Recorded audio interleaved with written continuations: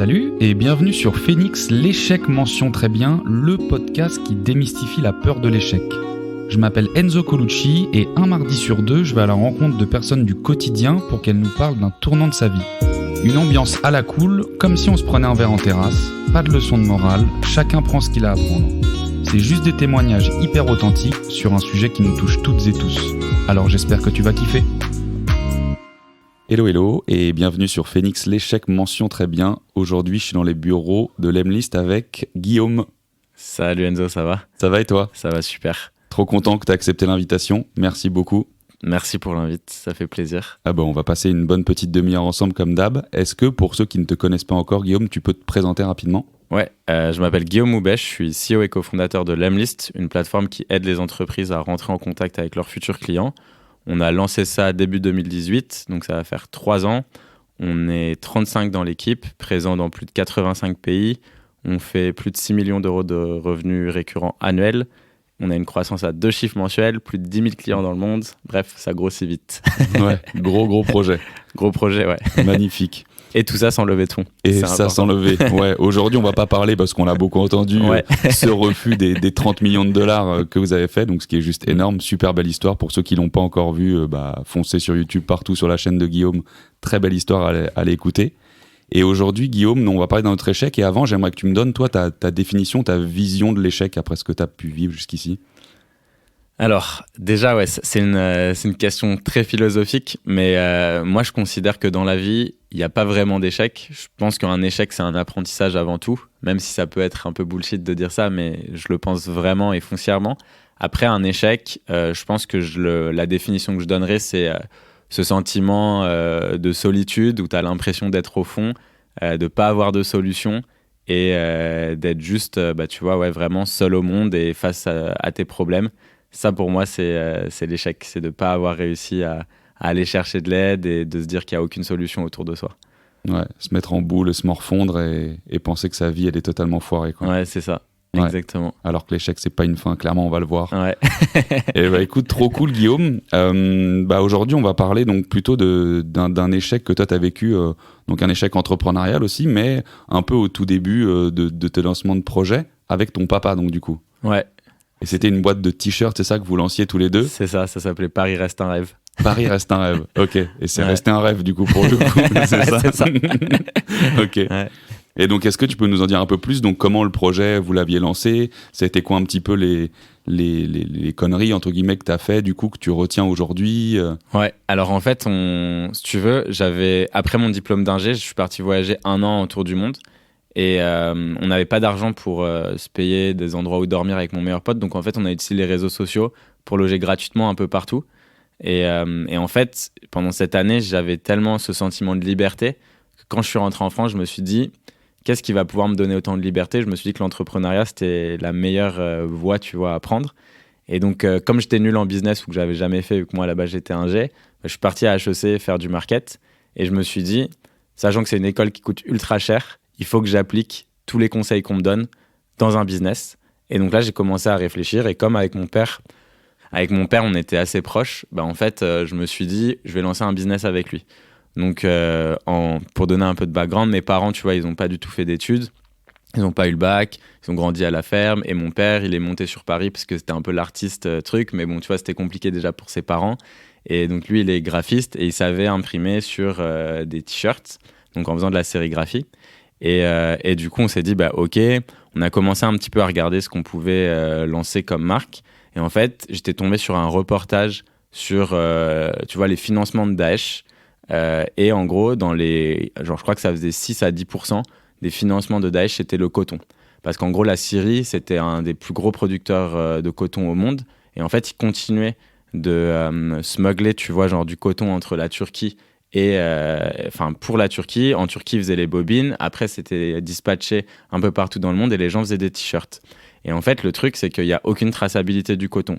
Et en creusant un petit peu plus, le coton, c'est aussi un vraiment gros drame écologique parce que ça demande énormément d'eau. Et tu as un autre pays, j'ai oublié ce que c'était, mais où en fait, leur économie, elle tourne autour aussi du coton. Et en fait, tous les étés, les profs, les enfants et tout, on leur dit, vous arrêtez de faire ce que vous faites et vous allez récolter du coton, tu vois. Et du coup, je me suis dit, on va créer une marque qui sera où il y aura un coton qui sera entièrement traçable, tu vois. Donc ça, c'était le pari de base. Et on avait dit Paris reste un rêve parce que, tu vois, après les attentats, en fait, il y avait un peu ce truc de Paris, le tourisme, il avait chuté de ouf, alors que ça reste, tu vois, la plus belle ville du monde. Et après avoir voyagé 1 an autour du monde dans plus de 25 pays, et même si je suis parisien, donc bon, c'est un peu biaisé, mais ça reste quand même la plus belle ville du monde. Et je me suis dit, Paris, tu vois, faut que ça reste un rêve. Et donc, c'était un petit peu l'histoire derrière la marque. Donc, pour se lancer, en fait, j'avais décidé de créer une communauté qui s'appelait A Taste of Paris, où je postais tout le temps des photos de Paris. Donc, les gens avaient l'impression que j'avais une vie grave stylée, alors qu'en vrai, j'étais sur Insta, je prenais les hashtags qui m'intéressaient, je faisais des screenshots de photos que d'autres personnes avaient postées, et je faisais que du repost, tu vois.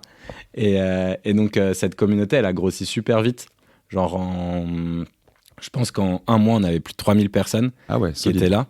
Et donc, ce que j'ai décidé de faire en parallèle avec ça, c'est commencer à monter le site internet.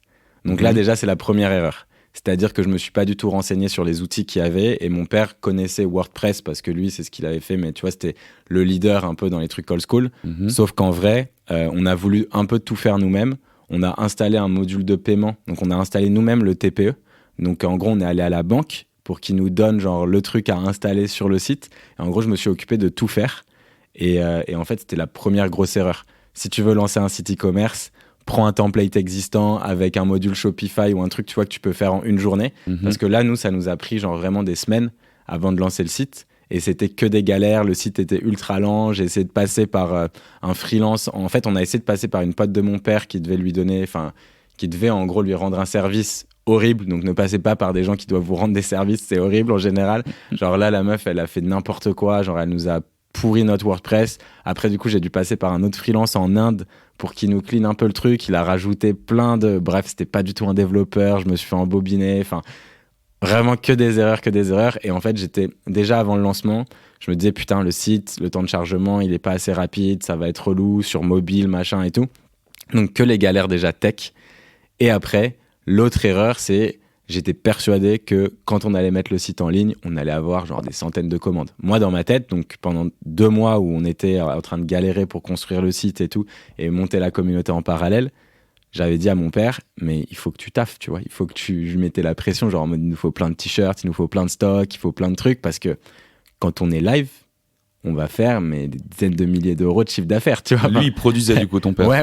Okay. En plus de son taf, tu vois. Donc, en gros, il a un petit atelier et dedans, il faisait ça à côté de ce qu'il fait. Et donc, ça devenait le bordel dans son atelier. Moi, je lui mettais la pression. En plus, j'étais vénère parce qu'il y avait le site, tu vois. Et donc, du coup, je lui disais, ouais, enfin, toi, je lui reprochais un peu les choses alors que c'était pas du tout de sa faute, tu vois.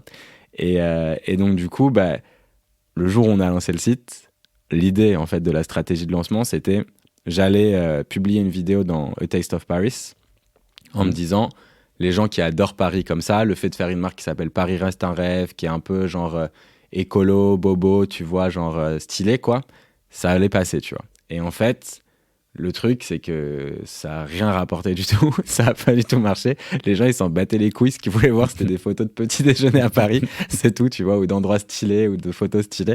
Et ils s'en foutaient de cette marque de t-shirt. Et donc, on a eu, je pense, 6 commandes. Et c'était que des potes. Et sachant que j'ai des potes qui se sont cachés, en fait. C'est-à-dire qu'ils n'ont pas dit que c'était eux et qu'ils l'ont fait livrer, par exemple, chez d'autres potes à eux dont je connaissais pas le prénom.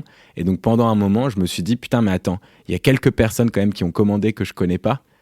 Et en fait, c'est genre quelques semaines plus tard où justement, il y avait une meuf à l'époque que je voyais, mais bon, c'était juste... Enfin, bon, voilà.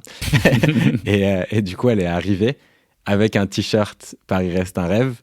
Et en fait, elle me dit, voilà, je voulais te faire la surprise, mais je voulais soutenir le projet, nanana. Donc, mignon, tu vois. Mais en vrai, moi, ça faisait 2 semaines que je me disais, putain, mais c'est qui cette personne qui a commandé? Il faut que je retrouve, il faut que je sache pourquoi, comment est-ce qu'il a entendu parler de nous et tout. Et en fait, là, c'était vraiment ce truc de... On a fait le lancement. On n'a pas eu autant de ventes parce que moi, l'objectif, c'était clair, quoi. On fait un lancement, c'est la folie. Et après, c'est du bouche à oreille et tous les jours, tu as des commandes et c'est parti, quoi. Sauf qu'en fait, le plan, c'est on a lancé, ça n'a pas du tout été la folie. Et là, en fait, tu te retrouves genre, merde, quoi. C'est quoi la suite? Parce qu'on n'a pas d'argent à investir. on n'a pas, tu vois, pour faire de la pub ou des trucs comme ça. Donc, qu'est-ce que je fais, tu vois? Et là, t'avais beaucoup dépensé jusqu'à présent avec ton père, là? Non, mais en fait, ça aussi, c'était une des entre erreurs. Freelance, entre voilà, monter le site, etc. Le matos, vous l'aviez déjà, du coup? Ouais, en fait, mon père, il avait ses câbles de sérigraphie, donc ça coûtait rien. En t-shirt, on avait dépensé, avec les encres et tout, on en avait dépensé genre 1 000 € pour avoir un très gros stock de t-shirts de tote bag. Donc, c'était pas grand-chose non plus avec les encres. Enfin, même les cadres, en vrai, on les a facturés à la boîte. Et après, avec le freelance, non, c'était genre 200 balles max, un truc comme ça, tu vois. Ouais, ça va. Et donc, en vrai, on n'avait rien dépensé. On avait dépensé, je pense, au total, on a dû dépenser 1 500 balles, plus notre temps après, tu vois. Mais en gros, c'était pas énorme, mais juste, on n'avait pas d'argent, en fait. Enfin, tu vois, on n'avait pas d'argent à dépenser là-dedans. Et donc, on s'était dit, ça allait être organique, la communauté, les machins, les trucs. Et en fait, quand t'es là et tu te dis, putain, mais qu'est-ce que je vais faire, tu vois. Donc, j'ai essayé de contacter des influenceurs, des trucs comme ça, mais j'avoue qu'à l'époque, j'avais peur de contacter des gens. Donc, les influenceurs que j'ai contactés, c'était par des connaissances. Et je me disais, s'il y en a un qui le fait, ça va marcher, ça va rapporter d'autres gens. En fait, ça n'avait pas du tout marché. C'était un micro-influenceur. Donc, les gens, en plus, ça les intéressait pas trop. Et donc, il y avait plein de trucs. Et après, du coup, tu commences à te dire, OK, est-ce que c'est mes produits qui vont pas? Est-ce que c'est... mais ça doit être le site qui est trop lent. Et tu trouves, en fait, plein d'excuses. Et là, tu te retrouves face à une montagne de problèmes. Ou en tout cas que tu crées toi-même, tu vois, parce qu'en soi, tu as des sites très lents qui vendent beaucoup, et ça marche aussi si les gens kiffent ce que tu fais, tu vois. Mais en gros, voilà, j'étais là, et en fait, à ce moment-là, la relation avec mon père, elle a commencé à se dégrader pas mal, parce que moi, tu vois, je lui reprochais, en gros, le fait que on n'avait pas d'argent, tu vois, donc on pouvait pas investir, donc c'était un problème, alors que c'était pas le vrai problème, parce qu'il y a plein de choses que tu peux faire sans argent, mais je le savais pas à l'époque, tu vois. Et donc, en fait, mon propre échec et le fait que... En fait, ça, je l'ai analysé bien après, tu vois, mais en gros, ce que je reprochais à mon père, c'était le fait que je l'ai laissé tomber, tu vois, parce que, en fait, si tu veux, mon père, il a sacrifié beaucoup, tu vois, pour mon frère et moi. Il a toujours eu 2 jobs en même temps, en parallèle, tu vois, pour faire en sorte qu'on puisse faire les études qu'on voulait faire, enfin, qu'on manque de rien. Et après, j'ai pas eu une vie, tu vois, enfin... Pareil, avec mes parents, on n'a jamais voyagé ou des trucs comme ça. C'est aussi pour ça qu'à la fin de mes études, j'avais fait genre tous les jobs possibles pour avoir assez d'argent pour payer des billets et me voyager un peu, parce que j'avais toujours eu envie de le faire et j'avais jamais pu, tu vois. Et en fait, genre là, je me suis dit, putain, en fait, le seul moment où j'avais la possibilité de rendre un peu à mon père, tu vois, tout ce qu'il avait sacrifié, parce que tu vois, si on fait un business qui marche, lui aussi, il peut s'enrichir comme ça. Mais en fait, j'ai pas réussi, tu vois. Et donc, en gros, je pense que cette haine que j'avais contre moi, je la sortais contre lui, tu vois. Donc, notre relation, elle se dégradait. Et il y a eu un moment, tu vois, où juste, on a arrêté de se voir, en fait. Tu vois, on a arrêté de se parler et tout. Alors qu'avant, on s'appelait régulièrement, on échangeait tout le temps sur des idées de business, des trucs comme ça, tu vois. Tu vivais plus chez lui à ce moment-là, quand vous avez lancé le business? Non. Ouais. En fait, j'étais sur le campus d'HEC. Ok, à Jouy-en-Josas. Ouais, je vois. Mes grands-parents, ils sont en face. Au milieu des champs. T'avais quel âge, du coup? T'avais 24? Non, j'étais un peu plus âgé. Ouais, 25 ans. Ouais, okay. Je crois que j'avais 25 ans. Et donc là, ouais, c'était assez difficile. Et à ce moment-là, tu vois, c'est un peu ce côté où, comme je te disais, quoi, t'es tout seul, tu sais pas quoi faire. Et là, la boîte, en fait, t'as même plus du tout envie d'en entendre parler, quoi. Donc, c'est ce moment où... et surtout qu'en fait, en parallèle, il y a un pote d'HEC qui avait lancé son agence d'acquisition et qui me dit Guillaume, moi, je suis solo, je galère un peu. Est-ce que ça peut te chauffer? Tu vois, il me parle du projet, de tout ce qu'il veut faire. Et je lui dis, vas-y, je suis chaud. Et je commence un peu à l'aider. Et en fait, ce projet, d'un coup, commence à me booster beaucoup plus parce que, en fait, j'apprends toutes les choses qui m'ont manqué. C'est-à-dire, genre, comment on fait pour trouver des clients, tu vois. Et on parle de B2B. Donc là, avant, on s'adresse à des consumers, donc n'importe qui au monde. Et là, on est en B2B, donc c'est des entreprises. Donc c'est un truc que je connais pas du tout. Moi, avant ça, j'avais bossé chez Hermès et Procter & Gamble, donc vraiment des consumer brands, tu vois. Et là, je suis là et je me dis, putain, mais c'est cool, en fait. Le B2B, j'adore ça. Et c'est trop bien. Et on commence genre, je fais de la prospection. Je commence à apprendre ça. Je commence à closer des clients et genre des gros montants. Et je me dis, putain, mais en fait, c'est bon, quoi. Tu vois, j'ai trouvé le truc. Et à côté de ça, tu as une boîte qui est toujours créée. Donc, tu as des frais à la banque, tu as des machins, et il faut décider quoi faire, tu vois. Et à chaque fois qu'on en parle, c'est un peu une embrouille avec mon père, et c'est un peu ci, c'est un peu ça. Donc, ma solution, c'est l'autruche, tu vois. Genre, je me cache, je réponds de moins en moins, Enfin, tu vois, je vais plus au repas du dimanche avec la maman. Ah ouais. Ouais. Et donc, tu vois, je dis non, j'ai trop de taf, j'ai machin, tu vois, tout ça. Et en fait, petit à petit, on commence un peu à s'éloigner avec mon père et ça devient tendu. Et ouais, ça a mis du temps avant de retrouver la relation qu'on a actuellement et qu'on avait, quoi. T'as mis combien de temps? Franchement, je pense que c'est plusieurs années parce que Ah ouais, putain. ouais, je pense que ça a mis jusqu'à ce que l'Emlist ça fonctionne en fait. Donc tu vois, il y a eu l'agence au final, on faisait de l'argent mais le business model me correspondait pas trop parce que c'était pas très scalable. Il fallait qu'on recrute beaucoup et après mon associé, il a fait plusieurs burn-out, il a eu des problèmes dans sa famille donc je me retrouvais à tout gérer. Et ça, c'était un peu compliqué. Donc, j'ai revendu mes parts. Après, j'ai voulu lancer un projet en Russie. C'est pas passé comme, comme je l'espérais. Et après, j'ai lancé l'Emlist et il m'a fallu 1 an après l'Emlist. Donc, je pense que la boîte de t-shirts, on l'a lancée en 2016. On a dû la fermer en 2017. J'ai lancé l'Emlist en 2018. Et en gros, début 2019, je commençais à me payer. Et je pense qu'avec mon père, notre relation, elle a dû redevenir vraiment genre comme avant. Voilà, tu vois, je dirais en mi-2018, fin 2018, quand je commençais à avoir déjà plus de visibilité sur le fait que ça allait marcher et qu'on allait pouvoir se payer et vivre de ça et être plus autonome, quoi. Du coup, pendant 2 piges, tu parles quasiment plus à ton père, tu vas plus au repas de famille et tout. Ouais, on se parlait beaucoup moins, ça c'est Ouais. sûr, on s'appelait beaucoup moins. Les fois, on se parlait pour la boîte. Enfin voilà, c'est un peu un sujet qu'on a évité à un moment. Mais on sentait que ça pesait, tu vois. Ouais. C'est-à-dire qu'on se parle, après, donc je pense il y a 1 an où je commence à aller voir un petit peu plus. Après, quand je suis rentré sur Paris, du coup, je vivais directement chez ma meuf de l'époque. Donc, j'avais des excuses, entre guillemets, tu vois. C'est non, mais on passe le week-end ensemble, on va pas venir, tu vois, enfin, genre tous les week-ends. Et puis, en fait, petit à petit, et puis après, tu laisses un peu passer le truc. Et j'essaye d'enterrer le plus possible cette histoire, quoi. Donc, en gros, j'ai même honte d'ailleurs de cet échec pendant longtemps. Okay. Je veux pas en parler en fait. Parce que je pense qu'on n'a pas la culture de l'échec en France, tu vois. Genre, et pour moi, c'était vraiment un échec. Alors que maintenant, comme je te le disais au début du podcast, il n'y a pas vraiment d'échec, quoi. Ouais. C'est que des apprentissages. Et quand je vois en fait mon parcours et ce qui m'a motivé, en fait, tout s'explique, quoi. Tu vois, j'ai laissé tomber la personne qui comptait le plus pour moi. À partir de cette peine, tu vois, je me suis dit, il faut que je sois très bon en acquisition. J'ai décidé de devenir le meilleur en créant, tu vois, cette agence et en générant des millions pour les clients qu'on avait. Et après, je me suis dit, je suis prêt à lancer ma propre boîte pour me développer et aider un maximum de personnes à justement ne pas avoir à ressentir ce que j'ai ressenti, tu vois. Et donc là, je comprends, tu vois, mon why, mon pourquoi et tout, mais ça m'a mis du temps, vraiment, ça m'a mis du temps. Et même... je pense que ça, tu vois, il m'a fallu peut-être 2 ans même avec l'Emlist pour réaliser tout ça. Ouais, ça t'a drivé, cet échec il t'a drivé, il t'a motivé et limite, enfin, c'est même pas limite, c'est si t'avais pas vécu cet échec avec ton père aujourd'hui, t'aurais pas l'Emlist. Ça serait différent, ça serait différent. Ouais, c'est clair. Donc, clairement. Ouais.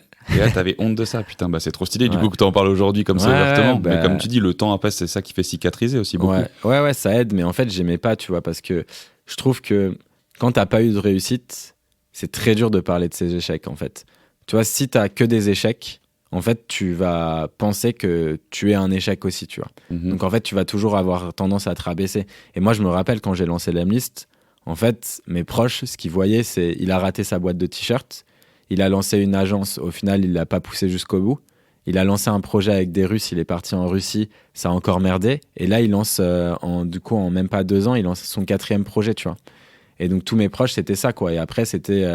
mais t'es sûr que c'est vraiment ce que tu veux faire? On te propose des putains de postes dans des bêtes de boîte, genre Hermès, ou des cabinets de conseil, des trucs comme ça. Est-ce que c'est vraiment ça que tu veux faire? Est-ce que t'arrives toujours pas à te payer? Donc, tu vois, genre, t'as tes potes... Quand j'étais, tu vois, début 2018, quand on lance l'Emlist, mes potes d'HEC, ils ont tous des tafs, tu vois. Donc, ils sont très bien payés. Et mes potes d'ingé, ils ont aussi tous des tafs, mais eux, ils ont eu leur diplôme, genre, il y a 2 ans et demi, tu vois. Donc, en fait, eux, ils ont une vie posée je viens d'avoir mon jeune cadre dynamique. Exactement, le jeune cadre dynamique, c'est ça. Et toi, t'es au RSA, c'est ta meuf qui paye le loyer, tu vis dans 25 mètres carrés. Et t'as tes potes, à chaque fois que tu les vois, qui te posent toujours la même question, quand est-ce que tu vas te payer? T'as ta famille qui te dit, mais t'es sûr que t'as vraiment envie de faire ça? C'est le 4e projet, c'est un peu bizarre, nan. Moi, tu vois, j'arrêtais, ça faisait longtemps que je prenais pas d'argent de mes parents, donc tu vois, tu dois vivre avec 400 et quelques balles.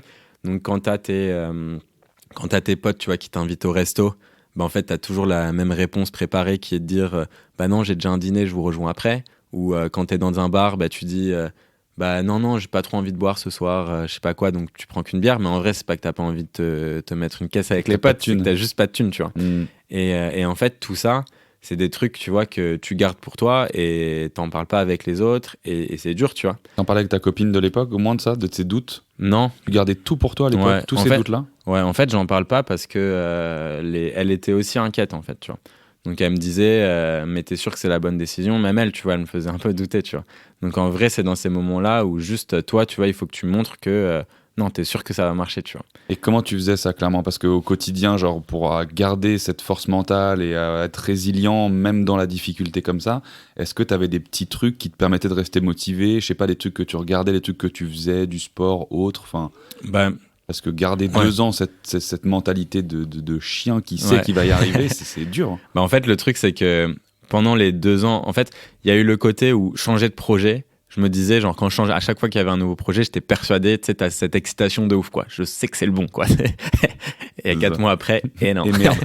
Et là, pour l'Emlist, en fait, c'était cool parce que très rapidement, on a eu des signaux. Donc, j'avais essayé de lancer des projets, tu vois, genre, j'ai toujours essayé de lancer des projets un peu tech, enfin, entre guillemets, quoi, mais le site e-commerce, je considérais qu'il fallait, tu vois, les devs avec qui j'avais bossé, c'était des gros mythos. Avec l'agence, on avait bossé avec un dev, mais c'était aussi un gros mytho, enfin, qui était pas bon. Et du coup, on savait pas qu'il était bon ou pas bon, même si mon associé me dit, mais t'inquiète, c'est un petit génie et tout. En vrai, pas du tout. Après, j'étais parti en Russie, les mecs, ils avaient l'air excellents et tout. Mais en fait, je voulais faire un truc tellement compliqué que c'était impossible. Et après, là, je me retrouve avec Vianney et François, qui sont beaucoup plus âgés. Enfin, beaucoup plus âgés. Ils avaient la quarantaine, quoi, tu vois. Moi, j'avais 26 ans à l'époque. Et eux, des grosses brutes en code, quoi. Donc déjà, je me dis, la team founding team, on n'a pas besoin de beaucoup d'argent parce que eux, ils sont 2 frères, ils ont les compétences, ils codent de ouf comme des porcs et je sais qu'ils vont gérer toute cette partie qui, jusqu'à présent, à chaque fois que j'avais monté des projets, j'étais là, j'ai l'impression quand même de me faire enculer, tu vois, genre je sais pas comment, mais je sens un truc, tu vois. Et là, eux, confiance absolue, ils me sortent une bêta genre en 3 semaines que je peux commencer à les vendre. Enfin, tout va ultra vite, ils ont cette mentalité de doueur et je sens que même si on s'entend pas forcément ultra bien sur tout, au moins on avance, tu vois. Et en fait, ça, moi, ça me motive à fond. Je fais des choses manuelles que les gens n'espèrent jamais avoir quand tu achètes un logiciel, c'est-à-dire que genre j'onboard les clients, je passe du temps à leur demander, ok, c'est quoi ta cible, montre-moi tes campagnes, je vais t'aider à les crafter, etc. Et en fait, pour revenir à ta question de qu'est-ce qui me motive à ce moment-là, il y avait plusieurs choses. 1, la founding team, donc mes associés, parce que je me dis, ok, avec eux, on a vraiment une équipe solide, tu vois. Enfin, vraiment, l'équipe, je la trouve stylée, je suis content. 2, les clients que j'onboard, à qui genre, j'écris toutes les campagnes, donc je leur fais limite du consulting. C'est ce que je vendais, tu vois, à des milliers d'euros avant. Là, je le fais gratuitement. Et en fait, ils m'envoient des messages en mode, Guillaume, je viens de signer mon premier contrat à 20K. Ça change ma vie vu que maintenant je peux recruter une première personne dans l'agence, merci pour tes conseils et tout. Alors que nous on faisait 0, hein. Les mecs qui s'utilisaient en gratuit, le gars me dit je viens de signer 20K, je suis là putain qu'est-ce qu'on a fait, tu vois. Bon, même si tu doutes, tu te dis bon c'est cool, j'ai fait une bonne action et c'est bien, tu vois, que les gens voient la valeur du produit et continuent et te donnent des feedbacks et ça avance. Après tu vois en fait il y avait plein de petits trucs comme ça, donc se rattacher en fait à des clients, à des messages. Au début t'en as pas beaucoup mais juste un. En fait, ça te motive, tu vois, pour une semaine, 10 jours, 15 jours. Et en fait, c'est ça, c'est ce truc qui se dit que, ok, je vais parler aux gens tous les jours. J'essaye de sortir de ma zone de confort. J'essaye de faire des choses différentes. Et après, il y a aussi ce point qui a toujours été important pour moi, c'est, au fond, est-ce que je kiffe ce que je fais, tu vois. Et la réponse, c'était tous les jours, je me réveille et j'ai la patate, tu vois. J'ai genre 10 000 idées et je suis chaud. Et donc, en fait, même si je sais pas si ça va marcher ou pas, en vrai, j'ai tellement envie que ça marche et je suis tellement heureux dans ce que je fais que, tu vois, si on me pose la question, je dirais que ça va marcher, tu vois. Et il n'y a pas, même si j'ai des doutes ou quoi, c'est pas grave. Ma force, elle vient de mon kiff et elle vient du fait que j'adore faire ce que je fais et que la nuit, je me réveille parce que j'ai des idées, que j'ai mon tel et que j'écris, genre j'ai mes notes qui sont remplies, que je me réveille le matin je me réveille toujours avant que mon réveil sonne, que j'ai la patate, enfin, tu vois. Et ça, pour moi, c'est un signal tellement important que, en vrai, même le fait de pas pouvoir payer des restos, tout ça n'a pas d'importance, tu vois. Et donc, je suis là et je continue. Et après, j'essaye de rassurer les gens autour de moi qui sont un peu inquiets. J'ai une mère italienne, tu vois, donc de base, rassurer des gens inquiets, tu vois, c'est dans mes gènes, quoi. Et donc voilà, et non. Et puis après, évidemment, le sport pour décompresser quand il y a des trucs qui arrivent relous, ça fait du bien aussi. Ouais, parce qu'au final, du coup, ta solution pour essayer de t'échapper de ton taf qu'elle est pas, c'est de te mettre encore plus dans ton taf, en fait. Ouais. C'est ça que t'as fait. Ouais, c'est ça qui est ouf. C'est que le taf va pas, ok, bah je vais lui mettre 10 fois plus pour voir si ça va vraiment pas, quoi. Ouais, c'est ça. Maso un peu. Ouais, et t'as trouvé la lumière du coup au bout, donc c'est ouf. Et ce serait quoi, du coup, petite question un peu cliché, mais allez, si tu dois donner genre justement 3 conseils à un jeune entrepreneur qui se lance, ce serait quoi, genre? Alors déjà, quand tu te lances, tu as le syndrome de l'imposteur, c'est-à-dire que tu n'as pas l'impression d'être légitime de te lancer sur un sujet. En fait, il faut savoir que tu peux devenir expert de n'importe quel sujet en 2-3 semaines globalement. Tu vois, si tu t'y mets à fond, le fait que tu connaisses pas un sujet, en fait, tu vas déjà regarder la base, essayer de comprendre, et tu vas avoir une vision qui est un peu différente de tout ce qui se fait. Et en 2-3 semaines, tu peux vraiment devenir expert. Donc, il ne faut pas se mettre des barrières et il ne faut pas se mettre de pression. Ça, c'est le premier point. Il faut y aller. Faut pas hésiter, c'est-à-dire qu'il faut pas hésiter à faire des posts LinkedIn, faut pas hésiter à contacter des gens, faut pas hésiter, tu vois, à essayer de networker. Genre vraiment, ça, c'est un truc où moi, j'ai été retenu en me disant, bah non, contacter des gens que tu connais pas, c'est bizarre, pourquoi tu le fais et tout. Mais en vrai, il faut le faire. Tu vas te prendre des portes, mais c'est pas grave, il faut y aller. Et ces portes, en fait, elles doivent te motiver à trouver encore plus de personnes. Limite, c'est si t'as pas pris 20 portes par semaine, c'est que t'as pas assez taffé, tu vois. Et il faut y aller, il faut toujours le faire parce qu'en fait, toutes les relations que tu vas avoir, l'idée, c'est pas forcément de vendre d'ailleurs, c'est de créer des relations. Ça, c'est un truc ultra important que beaucoup de personnes oublient, c'est quand tu montes un projet, un produit, un service, tu vas être amoureux de ce que tu fais. C'est normal parce que tu es passionné. Donc le risque, et que beaucoup d'entrepreneurs ont, et des erreurs qu'ils font, c'est se dire, ok, tu vois, genre mon service est génial, il faut que tu l'achètes et je te pitche ça directement dans le message que je t'envoie.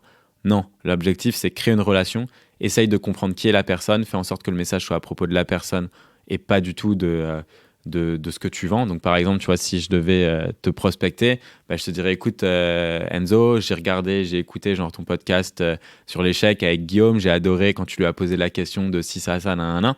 Déjà, boum, tu vois, c'est personnalisé, je me suis intéressé à toi. Et par exemple, ma question, c'est, j'ai envie de lancer un nouveau podcast, je serais curieux un peu d'avoir 15 minutes de ton temps pour te poser des questions. Et en fait, si ça se trouve, tu vois, moi derrière, j'ai un logiciel qui va t'aider à te vendre toute la public distribution des podcasts et l'editing et machin et tout, ou un service qui cut les podcasts, tout ça. Et en vrai, je vais parler avec toi, je vais me poser des questions du coup pour ton podcast, comment tu fais pour l'enregistrement, quels outils tu utilises, etc. Et potentiellement après, toi, tu vas te dire, mais du coup, tu fais quoi exactement? Donc, tu vas être curieux aussi parce que c'est normal quand on te pose des questions de répondre. Et là, toi, tu vas voir s'il y a un fit ou non. Et en fait, le fait d'avoir construit cette relation avec toi de façon honnête et sincère, par la suite, forcément, tu vas te dire, ok, peut-être que toi, t'es pas le bon fit, mais est-ce que tu connais quelqu'un qui pourrait être intéressé? Et en fait, cet effet de réseau, tu vois, un peu comme, tu vois, genre une personne peut t'apporter d'autres personnes, etc. Les gens, ils y pensent jamais, tu vois.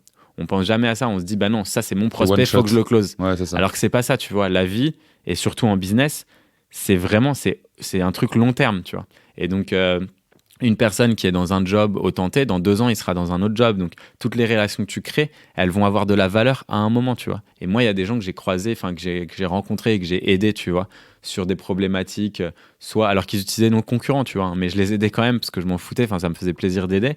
Je les ai aidés il y a genre 2-3 ans. Maintenant, ils ont des hauts postes dans des bêtes de boîte. Mais les mecs, ils vont utiliser la même liste, tu vois. Et je les ai pas forcés, j'ai pas ça. Mais non, parce que, tu vois, j'ai apporté de la valeur, j'ai créé de la relation. Et maintenant qu'ils sont décisionnaires, pour eux, c'est logique, tu vois. Et ça, c'est un truc qu'on oublie trop souvent, de penser long terme. Et donc, créez votre réseau. Forcez-vous, si vous vous lancez en tant qu'entrepreneur, à créer un réseau fort. Et un bon ratio, c'est de rencontrer 10 personnes tous les mois que vous ne connaissez pas. Donc, faites-les sortir, sortez-vous les doigts du cul. et puis, sortez de votre zone de confort, ça, c'est super important. Et n'ayez pas peur des premiers. Genre, ton premier post sur LinkedIn, il sera nul. Moi, c'était un like de ma mère, tu vois. Maintenant, je fais des posts qui font 250 000 de vues. Je fais des millions de vues par mois. Enfin, tu vois, c'est des trucs comme ça, tu vois. Et ça prend du temps, en fait. Tout prend du temps, mais il faut se lancer. Et en fait, on devient bon dans un domaine en s'entraînant, en fait. Il n'y a pas de secret, tu vois. Ouais, il faut s'armer de patience et de détermination. Il faut s'en foutre du regard des autres et il faut y aller, il faut sortir les doigts, comme tu dis. C'est avec ça. LinkedIn, aujourd'hui, c'est tellement facile, en fait, de rentrer en contact, comme tu dis, de manière très sincère avec des gens. En plus, là, avec le dernier confinement, etc., on est tous chez nous, on a du temps, 15 minutes en visio au téléphone. C'est clair. On te les accorde, clairement. Ouais, c'est clair. Trop bien. Et une autre chose, du coup, peut-être pour ce que à la base, c'était l'histoire donc, que tu nous as racontée aujourd'hui, c'est l'aventure entrepreneuriale avec ton père. Des gens qui veulent se lancer avec justement leurs parents, avec des potes, avec tu vois, des proches vraiment. C'est pareil, si tu as un conseil à leur donner, ce serait quoi? Bah, je pense en fait, si vous voulez le faire, il faut être très bon en communication. C'est-à-dire qu'il y a plein de problèmes que j'avais avec mon père dont j'ai pas parlé parce que je l'ai gardé pour moi, parce que j'ai été comme ça aussi, tu vois. Moi, j'ai été éduqué, bah, toi aussi, tu as fait beaucoup de basket, mais genre, en gros, moi, mes coachs à la Goutte d'Or, tu vois, c'était vraiment dur, quoi. On se faisait insulter tout le temps, c'était ça. Et moi, c'est comme ça que j'ai toujours eu ma motivation, tu vois. Et donc, dans le management, c'est un peu pareil, tu vois. Genre, il fallait de la dureté et me dire que je suis une merde, bah, en fait, ça va me motiver pour te dire que j'en suis pas une, tu vois. Et donc, j'ai vachement fonctionné comme ça. Et donc, c'est vrai que dans mes relations, pendant très longtemps, parler de mes sentiments, parler de ce que je ressentais, etc. Mais c'était ultra difficile, voire impossible, tu vois. Et donc, moi, ce que je conseille, c'est si vous vous lancez avec des proches, très rapidement, mettez en place la communication non violente. Tu vois, ça m'a mis du temps avant de l'apprendre et tout. Mais en gros, communication non violente, c'est très simple. Au lieu de reprocher à quelqu'un parce qu'il ne fait pas quelque chose ou parce qu'il le fait mal, parlez de comment vous vous ressentez quand cette personne fait une action. Un exemple très concret avec Vianney et François, donc mes 2 associés actuels. Il y avait un truc où je leur envoyais des messages et j'avais pas de réponse, tu vois. Et eux, de leur côté, ils regardaient ces messages, ils faisaient ce qu'il y avait à faire. Par exemple, j'ai vu un bug sur ci, ça. Eux, ben, en fait, ils allaient fixer le bug, mais ils allaient pas me dire qu'il était fixé. Du coup, moi, je pouvais pas communiquer avec les clients. Et quand ils faisaient ça, ils me disaient, bah non, mais il y avait pas de question, machin. Et moi, ça me rendait ouf, tu vois. Et donc, je leur disais, les gars, quand vous communiquez pas sur ce genre de choses, j'ai l'impression qu'en fait, vous vous en foutez des clients et de la relation client. Et qu'en gros, je suis le seul à devoir gérer tout ça, à les vérifier, nanana. Donc, tu vois, je les critique pas. Je dis juste comment moi je me ressens et je leur dis, moi, j'ai l'impression d'être esseulé, tu vois, avoir tout le poids de la boîte sur les épaules, de devoir gérer tout ça. Et ils me disent, bah non, nous, on est aussi motivés que ça. C'est juste que nous, bah, typiquement, une fois que c'est réglé, on l'a réglé rapidement et c'était fait, quoi, tu vois. Et là, tu vois, tu arrives à briser la glace, tu comprends comment les gens se ressentent, eux, et comment toi, tu te ressens. Et en fait, rapidement, tu fais appel à l'empathie des gens, qui est quand même un truc un peu inné, tu vois, dans l'espèce humaine de façon générale. Et donc, par conséquent, c'est pas une critique directe, mais tu vois, c'est plus une recherche de solutions constante, en fait. Et ça aide bien. Donc, il y a ça, donc faut pas hésiter à bien communiquer avec sa famille.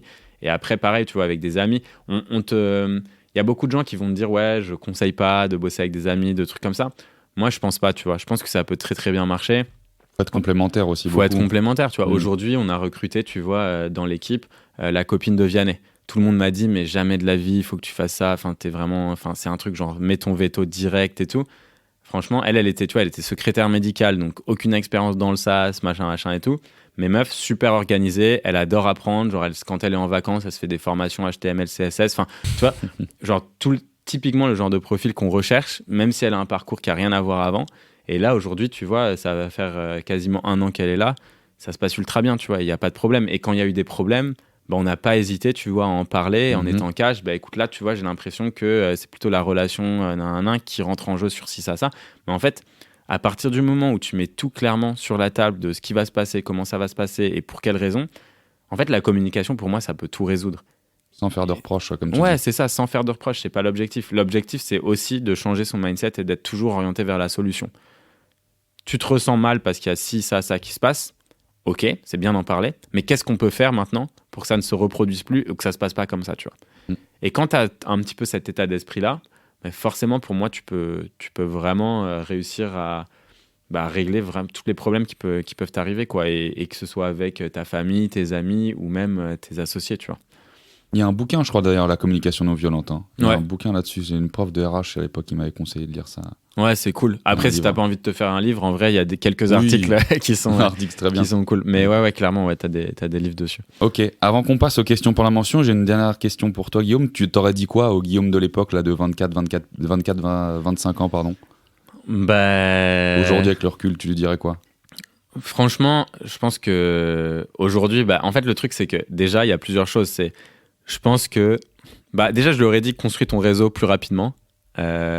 Créer du contenu plus rapidement, créer une communauté plus rapidement. Ça, c'est les trucs en fait que tout le monde peut faire. Que tu sois dev, que tu sois marketeur, que tu sois CEO, biz guy ou peu importe, ta communauté, c'est des trucs que tu peux créer dès le départ et c'est un truc qui t'accompagnera tout le temps. Ça, c'est le premier truc. Je lui aurais dit aussi, documente tout. Parce que quand tu documentes, en fait, tu sais, nous, on écrit souvent des articles sur comment on a fait pour trouver notre premier client, comment on faisait pour nos 100 premiers clients, arriver à 250K, 1 million, 2 millions, 3 millions, 4 millions, 5 millions, 6 millions. Et en fait, le fait de partager tout ça et de documenter, c'est ultra bien parce que toi, ça te permet de prendre de la hauteur par rapport à tout ce que tu as fait, voir ce qui a marché, ça te fait un peu une rétrospective. Ça, c'est le seul avantage que je vois dans les boîtes qui ont... Enfin, un des seuls avantages de lever des fonds, c'est que tu as des board meetings. Donc, tous les mois, tu dois présenter à ton board ce qui a marché, ce qui n'a pas marché ou quoi ou qu'est-ce. Et ça, c'est vrai que c'est un bon exercice. Et c'est un truc que je conseille vraiment de faire parce que documenter, ça ne te demande pas, en fait, de... C'est déjà des trucs que tu as déjà fait, en fait. Donc, ça ne te demande pas de créer quelque chose, de l'inventer, tu vois. C'est juste qu'est-ce que tu as déjà fait. Et en fait, quand tu fais ça et que tu le fais sous forme d'article, blog, vlog ou peu importe, mais en fait, toi, ça te permet de prendre de la distance et surtout de te dire, mais en fait, j'ai été super con là, tu vois. Genre, j'aurais pu faire les choses différemment. Et en fait, forcément, quand tu présentes, en gros, c'est pour prendre un parallèle qui fonctionne bien. Si je te dis, OK, lis cet article, tu lis l'article. Et après, je te dis, OK, maintenant, lis l'article et je vais te poser des questions. Là, d'un coup, tu vas le lire différemment, l'article. Tu vois, tu vas commencer à réfléchir un petit peu à ce que tu vas faire, etc. Et maintenant, si je te dis, OK, maintenant, tu vas me faire 15 slides sur l'article que tu as lu. Ben là, d'un coup, tu vois, ça va être... En fait, les niveaux d'apprentissage et tes niveaux, tu vois, d'expertise sur ce sujet-là, ils vont augmenter par rapport à la production du contenu que tu vas faire. Et en fait, c'est la même chose avec le fait de documenter. Soit tu fais les choses tout le temps, et en gros, tu as la tête dans le guidon, tu vois rien, et tu es tout le temps genre « Ah putain, je sais pas où j'en suis, nan. » Et il y a des moments, bah, tu auras l'impression d'être en haut de la montagne, alors qu'en vrai, si tu levais la tête, bah, tu verrais que derrière toi, si ça se trouve, tu as fait des trucs de ouf et que ça peut être très cool ou quoi.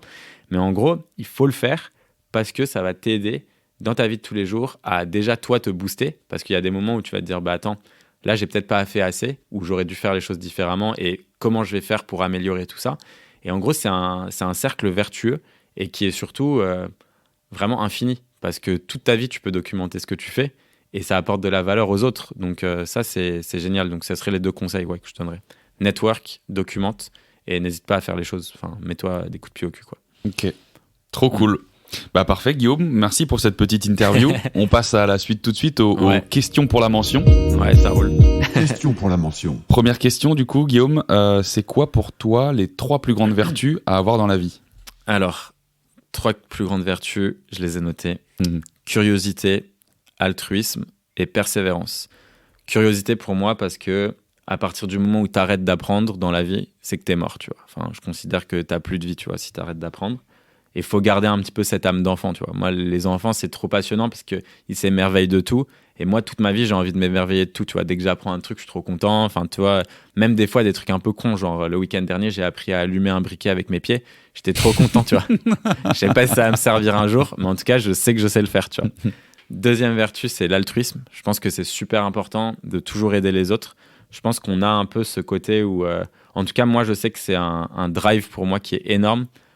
C'est pas l'argent, mon drive. Pendant longtemps, je pensais que avoir gagné de l'argent, tout ça, puisque c'est vrai que quand j'étais jeune, même si j'ai manqué de rien, tu vois, il y a eu des fois où je me suis dit, bah, j'aurais kiffé avoir des habits un peu plus de marque, j'aurais kiffé voyager un peu plus avec mes parents. Enfin, tu vois, tu t'attaches à des trucs un peu matériels comme ça, et je me suis dit, bah ouais, c'est ce qu'il me faut. Mais avec l'Emlist, au début, je pensais que c'était ça qui me drivait. Et très rapidement, je me suis rendu compte qu'en fait, tu vois, on s'est payé un bon salaire, très bon salaire, très très bon salaire.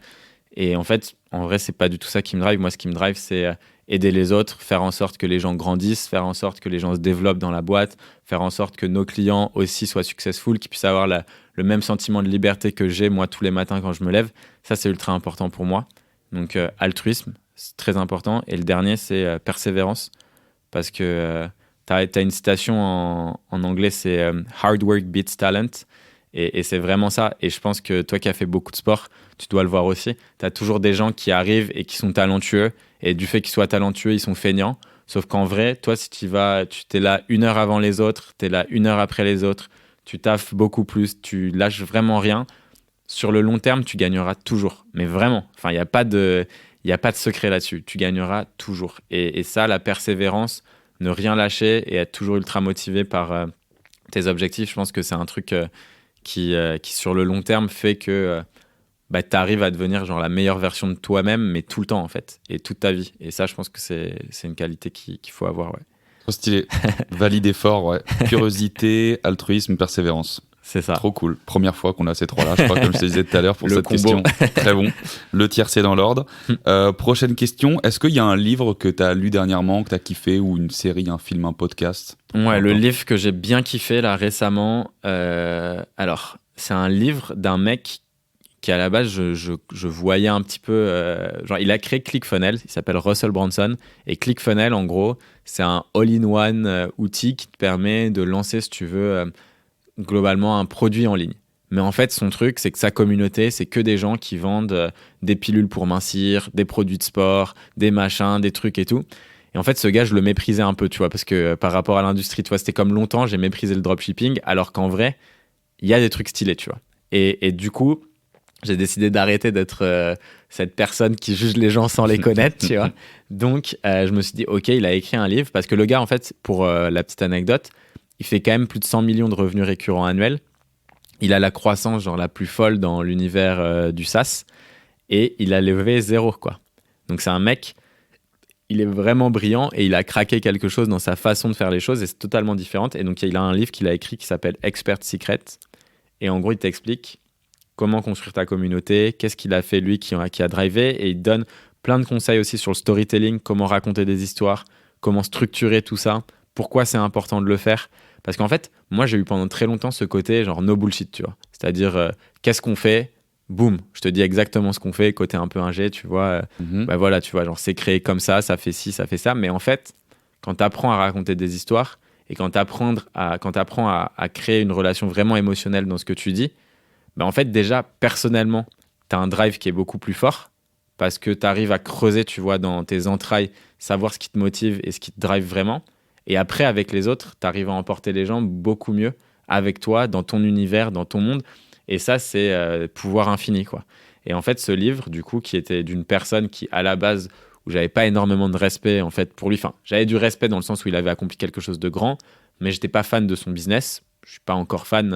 Enfin, tu vois, je suis pas en adéquation avec tout ça parce que je pense qu'il y a beaucoup de choses un peu à la pyramide de Ponzi, tu vois, comme un peu, tu vas faire de l'argent sur Internet. Mais en vrai, le livre m'a appris beaucoup de choses et c'était très intéressant, donc je le recommande. Expert Secret, c'est ça? Ouais, c'est ça. Ok.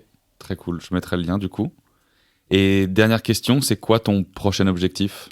Prochain objectif, moi, c'est aider 1 million d'entrepreneurs à lancer un business rentable. Et donc, du coup, création de contenu inspirant. On a une série qui va sortir qui s'appelle Lem Show, qui sera sur comment on est passé de 0 à 1 million avec Vianney et François. Donc, ça raconte nos 2 premières années, toutes les embrouilles entre cofondateurs, avec énormément de stop motion dedans, un truc créatif, dynamique et tout. Et c'est une série qu'on va essayer de faire diffuser genre par un Netflix, Canal ou quoi. Donc là, on va partir. Je te montrerai le trailer après. Ah ouais, lourd. Mais c'est cool, ouais. Ok. Putain, lourd. Très, très bon. Hâte de voir ça, du coup. Il y a un petit rituel de fin, Guillaume, avant qu'on se quitte. Est-ce que tu arrives à résumer ce qu'on s'est dit depuis, ça fait 40 minutes? Ouais. Est-ce que tu arrives à résumer genre tout ça en genre une phrase, genre une grosse punchline de fin? Waouh, une punchline. Ouais, je vais dire la punchline, ça serait faites les choses que vous ne devriez ou que vous n'êtes pas censé faire et vous allez obtenir la liberté que vous avez toujours espéré avoir. Bam. Allez, mic drop. On finit là-dessus, merci. Au top. Bah, franchement, merci beaucoup pour toutes ces belles anecdotes, ton histoire et ton temps, Guillaume. Merci à toi, Enzo, c'était très cool. Merci de m'avoir fait venir dans vos super bureaux très lumineux de Lemlist. Et puis, bah, tout le meilleur pour la suite. Hâte de voir, du coup, cette prochaine série qui va, je pense, envoyer du lourd. Et tout le meilleur pour toi, du coup. Merci, Enzo. Ciao, ciao. Ciao, ciao. Salut. Merci à toi d'avoir écouté jusqu'au bout. J'espère sincèrement que l'épisode t'a plu et qu'il a pu t'apporter quelque chose de positif. Hésite surtout pas à parler du podcast autour de toi parce que clairement le bouche-oreille c'est de loin notre plus grande force. Abonne-toi à la page Instagram Phoenix Podcast ou à la newsletter sur le site phoenixpodcast.fr pour être informé de la sortie des prochains épisodes. Tu peux également me contacter très facilement sur LinkedIn à Enzo Colucci. Et enfin, si tu l'as pas déjà fait, si tu peux juste prendre 1 minute pour me mettre 5 étoiles et un commentaire sur Apple Podcast, ça m'aide vraiment beaucoup. Je te dis à très vite pour encore plus de ratés et encore plus de kiff.